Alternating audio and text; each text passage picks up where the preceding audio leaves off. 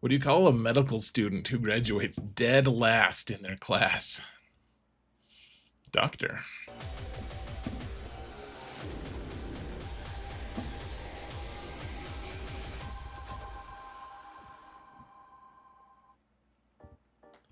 Hello everyone, and welcome to another episode of Zareth Prevails. Today, we're going to talk about the counters you need. This is a crazy season, and hopefully we can cover most of your needs. There's a lot of weird teams out there, but let's jump into it right after I say thanks to my patrons. You guys are amazing. Thank you so much. I could not do this without you. You're amazing. Thank you so much. And if you want to support this channel for free, folks, all you gotta do is hit that thumbs up button, like, subscribe, comment.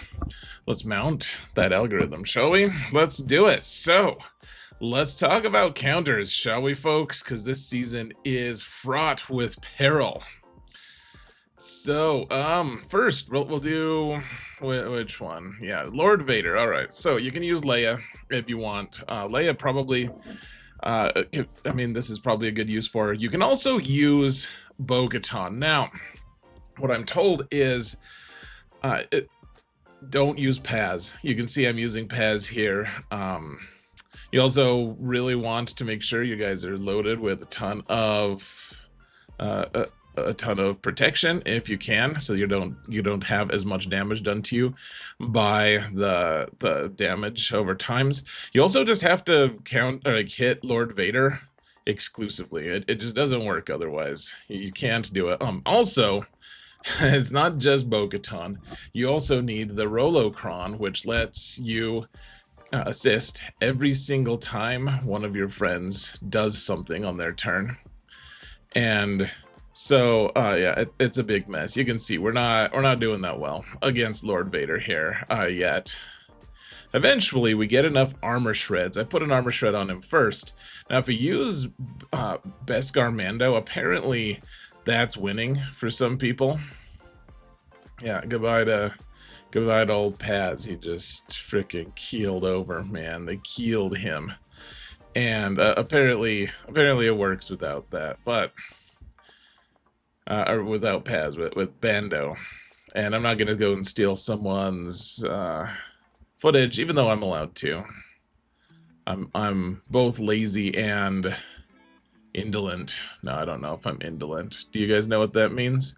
Most people don't know what that means. Yeah, so Bo-Katan's gone. We did kill Lord Vader, though. Or Bo-Katan's not gone. She's the only one left. Killed Apo, and then... so I made a mistake here. I split my hitting. I thought maybe I'd be able to just one-shot CX2, and so I went and tried to, and it didn't work. I think I should have just gone for the summon. Instead, I split my hits with... because Nightfall Trooper doesn't matter, right? If you kill CX2, then Nightfall Trooper goes away because he's a summon. But I should have just tried to kill Nightfall Trooper instead. I can't heal myself, so eventually they killed me. So that works, but it's kind of a mess. Now, we've already had one season of this. Hopefully this is pretty standard. We're using the Hoda Cron here with Kenobi, and actually we'll be talking at the end of this video about how to beat a very similar Kenobi team on defense, because this team is just ridiculous. But with the Kenobi team, now you can use two different versions of this. The one that has the highest win rate is with 5s, because Supreme Leader Kylo does stun 5s. Like, he just hates 5s. For some reason, he's like, dude, I know what you knew, what you tried to tell everyone about in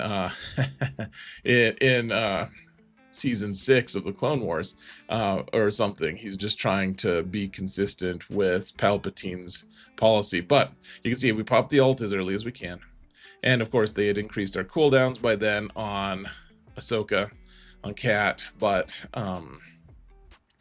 I mean, eventually Cat's gonna take a turn and just snipe out Pointy Teeth Ray, and this felt a lot sketchier than I remember it being, feeling last season. But I guess that happens. Yeah. So when you can just sniper out, like in 5s, feels a lot easier, like a lot more autopilot kind of. Not that it was 100%, but this one just felt sketchier. Decided to keep Cat alive instead of like potentially letting Fives survive. Now, will this work without the Hoda Cron? Maybe, but I just wouldn't recommend. I just use the Hoda Cron if you can. It gives you a lot more survivability, and then of course it takes a while to try to kill Supreme Leader Kylo here, but eventually you get there, hopefully. I know I just spoiled it that I win this fight, but there actually are a couple fights here. Yeah, I popped the ult early just to heal my guys and keep Fives alive if I can. But yeah, there's a lot of other, there's a more sketchy fight here. So, okay, so let's say you don't have Jedi Master Kenobi available. Let's say he's being a total a-hole on defense instead. You can use Dark Trooper here in conjunction with Bane as our next attack. So we're going to drop 20 banners, but we're going to burn all of their good cooldowns, right? Like all of their good moves. So this is on my alt, but it's against the same thing. And so what Dark Trooper does here, and ironically, I could have actually found a use for him this match. But what he does is, you see how Kylo used 2 of his moves, and then Rey eventually used her lightning. That's what he does. And then you can throw in Bane with Malak. Again, fairly expensive, but I think I put a defensive Cron on, and I don't think that helps. I think you want something that's more offensive, actually. I mean, it still works, but remember, you can ignore taunt, so Malak can do his force drain thing, and then you just take out Rey. And then after that, I mean, Kylo's not the easiest guy to clean up, but if you have to, you can. But typically at this point, you win. I would say the point that you lose in this fight is when Bane is Bane can be siphoned to the point where he can't hit Kylo anymore, because one of the things that Kylo siphons is his hit percentage. So every time he does that poke move, he siphons hit ability. But anyways, all right, so here's something fun, folks. This is against the new Scavenger Rey, and I made a mistake, and you'll see me rectify that mistake in the next video, but, or in the next frame, but, so I'm using Queen Amidala, and the first move I do is the summon to try to get the decoy back, and I shouldn't have done that right away in this fight. You should just use any other move other than that to start with, because she does a whirlwind and kills the decoy, which is a huge mess, because the next whirlwind just kills Queen Amidala, which feels bad, right? Obviously. So yeah, there's just not much coming back. No way we're coming back from that. Even though she's only got 1 hit point left, like we're just totally screwed, right? Qui-Gon does the best he can, but we can't kill Rey because she did double whirlwind and she killed. Like if she had killed anyone besides Queen Amidala there, I think we would have been fine, frankly. But she didn't, and we aren't fine. So very unfortunate. I mean, Queen Amidala, this is with the Krennic Datacron, by the way, just to be very clear. Poor old Qui-Gon, yeah, keels over. And what did we use to clean this up? I mean, we got lucky that she put herself into damage immunity right away. So now, I think I used the Gar Cron. I normally use ISC just so that we can get the Anguish ramped up faster, but because Gar was there, we decided not to, or because the turn meter didn't really matter that much, we decided to use Gar there instead because he does more damage. I think either probably works. So we've got Queen Amidala again against, this is on my alt, against my opponent's Rey. And this time he has Ezra, which I think Ezra is scarier in a lot of ways, even though Scav Rey can do a lot of damage. So watch how I play it differently, how I play it better. So instead of doing the second special, just do the first special, dispel things, and then we're just waiting. Just do the basic, wait until she's whirlwinded our friend to death. Oh, bummer. Oh, and Kylo Kylo is we don't even have damage immunity. Okay, so she's done her whirlwind twice, but she's killed our decoy twice, which is great. Much skill. And then Qui-Gon just slaps her down. Awesome. Okay, here's Ahsoka with Ezra. Now I wanted to try Grey Mothers, but what I wanted to try even more than that was Leia, just because I thought I could spare Leia, because I used Bo-Katan to kill Lord Vader, at least most of Lord Vader.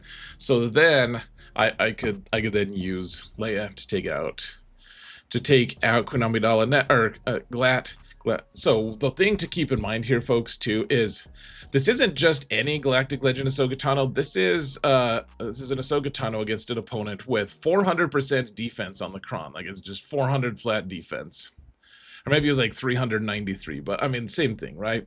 So, like, the things that will work on a team normally, on a character normally, are going to change when someone puts that much defense on them, right? Like, you're just not going to do as much damage.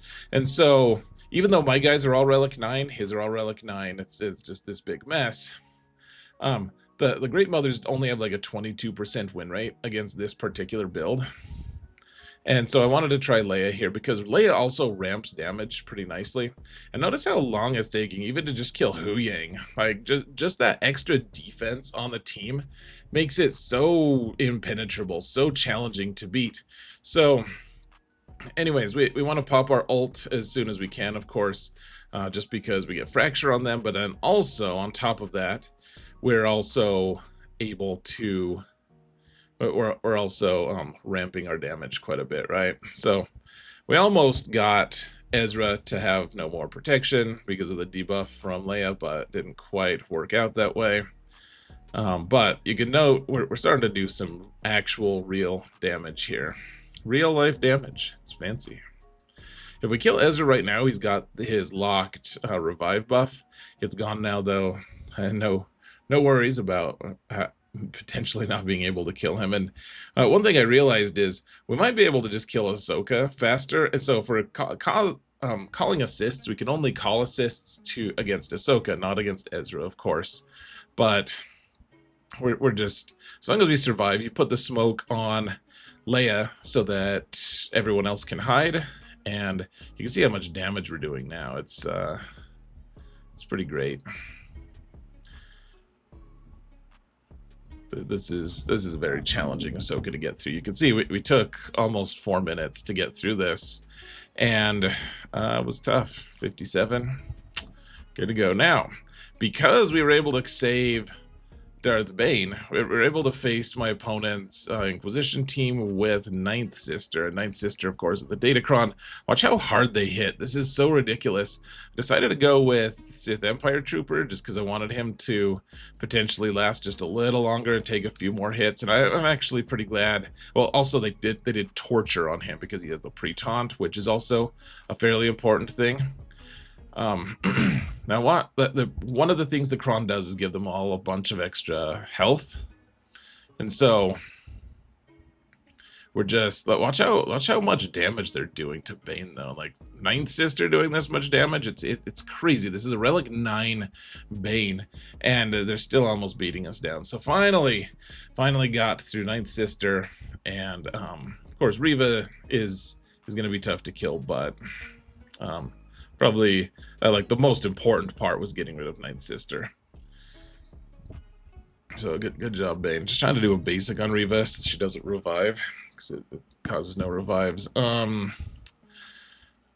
so I don't think you need Darth Revan here for this, but you can use Basti. It's a slightly worse win percentage, but it's like 98% versus a 93% or something with Basti versus Darth Revan. Against this Mace team, and this is one of the reasons you don't want to use the you don't want to this is one of the reasons that you want to keep Malgus for offense, because Malgus is able to take down Jedi pretty good. One thing that you should note though, every time they blind Malgus, when he wants to do his big hit, you need to look and see what debuffs he has, because otherwise sometimes he's blinded. See, he's blinded now. He'll hit with his basic, but his big hit he can miss. And so even though you want to try hitting with when you're blind, you just gotta wait. And this is kind of a nerve-wracking fight because they have the Shatterpoint debuffs on us so much that they're slowly whittling us down. And it's not even that slow. It's kind of a quick operation. So kind of a nerve-wracking fight, honestly. Shatterpoint can really wreck your day. But one way or another, one thing to keep in mind as well is whenever you do a basic with Malgus, that does ramp his max health, so it helps your total damage later on down the line. Now, Tarkin is here, and now that we don't have Darth Sidious and his Datacron, Tarkin's good to place on defense, but you can use this team. You can use Tarkin with Palpatine and Mara Jade. Now, I didn't use this perfectly, but I can show you guys how it can work. So, so you want shock on everyone as early as you can, and part of the reason for that is you want Palpatine to take a lot of turns, but then also, on top of that, you can do a 2-turn stun on anyone who has shock. With Palpatine, he does his AoE, and if you stun everyone when they have that shock, then they have a 2-turn stun instead of just 1 turn. Now, it took me a while to realize this, and you can see how close to death poor old Thrawn was getting. So I was like, oh man, are we really going to lose this? This sucks. And at this point, I was like, okay, well, you know, we can get shock by doing the AoE from Mara Jade. But then, if we want to survive this, we need to get shock. So, shock is on everyone. And, alright, we killed, what's his name? The undercover Jedi fellow. Do the AoE to make sure you get shock. And you can kind of just rinse and repeat. I think I could have gotten a lot better banners here, frankly, if I had just followed that script and tried to stun everyone. Sometimes you just forget about abilities that characters have. But the 2-turn stun, and remember, it's not a 2-turn stun unless they have shock. And if they're already stunned when you use it, and the shock doesn't go away, that means you didn't succeed in stunning that specific time, so don't expect them to be stunned 2 more turns afterward. So yeah, get shock back on them, do the 2-turn stun, see the stun little symbol disappeared on both of them, so that meant that it worked. That means that the stun worked for the 2 turns. Would this have been easier if I had had Thrawn and had better banners to be able to, or would I have gotten better banners by having Thrawn heal our protection? Yes, indeed, it would have been better, but didn't quite manage that. Sometimes just better if you can show everyone how to do it there. So there we go, 52 banners. Not the best, but it was a first time win. Now watch this, folks. Night Trooper has his Datacron, and this is crazy. I would have never dreamed he could do this much damage. So using the Eternal Emperor, pretty easy, right? You just mark the 2 that you can see, and then eventually, like, you just destroy them. You know, armor can hand off the thing. Look at look at see, the Eternal Emperor is dead before I get a turn. Really, like, I did the 2 links. And that's it. That was those are my turns for this. They killed, say, the Eternal Emperor that quickly. Just absolutely insane. He's Relic 9. He's modded well. Like, it shouldn't have been nearly that, but he just died because Night Trooper was that crazy. So I panicked and used my own Night Trooper with Grey Mothers here. And yeah, so I guess we'll see how it goes. I'll be honest, guys, it's a whole mess. Like, I don't know if this is a great counter to this, but I couldn't believe how fast they killed Sid the Eternal Emperor. That it was just absolutely insane. In my opinion, it was crazy. So I put the curse onto the Stormtrooper, and so I'm trying to kill him. It's not really working that well. Their Great Mothers were, like, kind of dying passively in the back, so I was like, why don't we just try to take them out real quick? And of course they killed Marin, then they cursed my Night Trooper. So it started off really nicely. I think if I had killed their their great mothers earlier, might have been better banners. But at some point, I decided to just hit auto, because who knows what the hell is best in a shootout between Night Trooper Cron versus Night Trooper Cron. But this will probably work if you really need it to. At least it'll get down to just Night Trooper. So, yikes. What a dirty fight. If you want to fight a full Relic 9 Captain Ithano team that you don't know what the hell to do, like I just happened to have my Jedi Luke available. I don't have Hoda Cron with it. It's just like a standard team here, but with Mace and Luke. Now, the thing that kind of surprised me, that I don't know why I was surprised, you don't fight this team super often, so you forget about these things. But yeah, they're using the kicks, bespoke Cron. The thing that surprised me here was that they revive, or at least kicks and Ithano do after you kill them. And so after you kill him the first time, I was like, oh, okay, cool. Well, that was easy. And then look at how much damage they're doing to Mace, though. Ithano does a pretty decent amount of damage. Then I'm trying to give Mace the buff from Luke, and because he was feared, apparently, he couldn't get it. So that was super lame. May as well stun them again and call the assist, hitting Shatter Point, so Ithano's easier to kill. Oh, we killed him. Hey, look, somehow Ithano returned. But we wanted to kill Kix first, because Kix can revive people as well. So we didn't want to kill Ithano, have him revive, and then have Kix revive him again. Like, oh, we might not survive that. So killing Kix first, not too bad. And then killing the Rancor dude with a peg leg is, I mean, sure. We're trying to leave him without a leg to stand on, right? So Hoda here is actually... he's pretty nice. He keeps the banners high. And okay, so you want to find it. You want to use for Bossk this season, folks. He's not always going to work, but he works sometimes. So there's no taunt here. So you can just hit whoever you want, and that means you just hit the weakest, which is in this case Barriss, and then the most scary Jedi of them all is Jocasta. So you want to hit Barriss until you get the contract. And then you shoot Jocasta right in the face. Remember, this is with a Barriss Cron. And so, if you kill Barriss first, it's okay as long as you kill the rest of them with Mandalore, with the Mandalorian, that like they're not going to revive, right? He's not going to allow that revive. The thing that will happen is Barriss dying first is going to boost their offense like crazy. So you really don't want to kill Barriss first.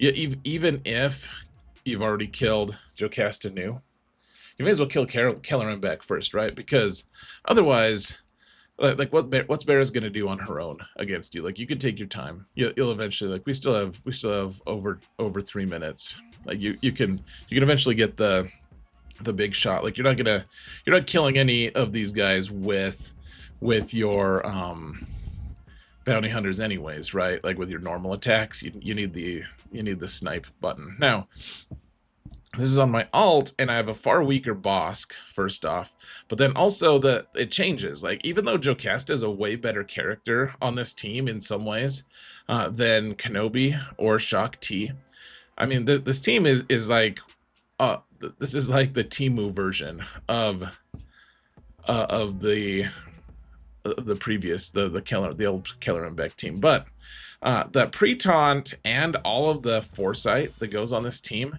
makes it a lot tougher to get your ult. And you can see how Bossk is, I mean, he's Relic 5. He's not the Relic 9 that's on my main account. And so, like, he's not doing well. He's not, like, Bossk already died to just like the bad versions of these characters. And so, like, the question is, can we want to call the assist with Grief, because we need a buff on Mando to be able to actually do the snipe move, right? Like, he needs to do a basic. When he does the basic, he gives himself buffs, and he needs those particular buffs to be able to get the assassination snipe shot off, whatever it's called. The disintegrate. So we're just hitting her just so we can get another crit, so that we're able to get the snipe move faster. And I should have done the disintegrate on Shock T first, because you can see she has retribution here, and whenever she hits, whenever you hit her, you give yourself the buff, but then after that she hits you back and uses her basic to dispel your buffs. And so watch, like you do this you do this thing where you hit her, and she just gets rid of your ability to do the shot. And so I mean, it's just kind of in limbo. She's not ramping damage. She's not anything too special, but like we could do the disintegrate right now if she just leave us alone for once. And she finally did. Thank goodness. Get a 53. What a huge mess. All right, this is on my alt. My opponent placed an Ahsoka team. You guys already saw that he put Ezra with Rey, so that means the Ahsoka team is going to be worse. And so we're just gonna, I was able to just use a basic from, what's her name, from Morgan to be able to finish off Hera. You want to kill Hera first. Then it was so close, I was like, well, it's nice to do the mass assist with Morgan on Ahsoka as early as you can, because she's high defense, very challenging to get through, especially in threes when you don't have the various zombie troopers backing you up with damage.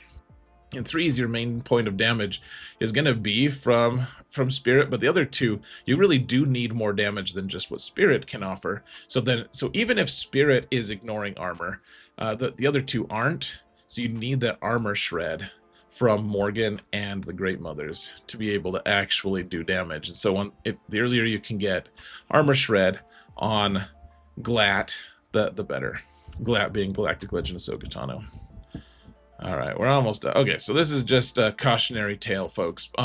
My Wampa lost twice last match, and I also saw several people's Wampas lose against Jabba, including, I think, my opponent actually lost with Wampa against my Jabba, though I'm not sure about that. We'll have to confirm that later. But my Jabba did get a hold, suspiciously.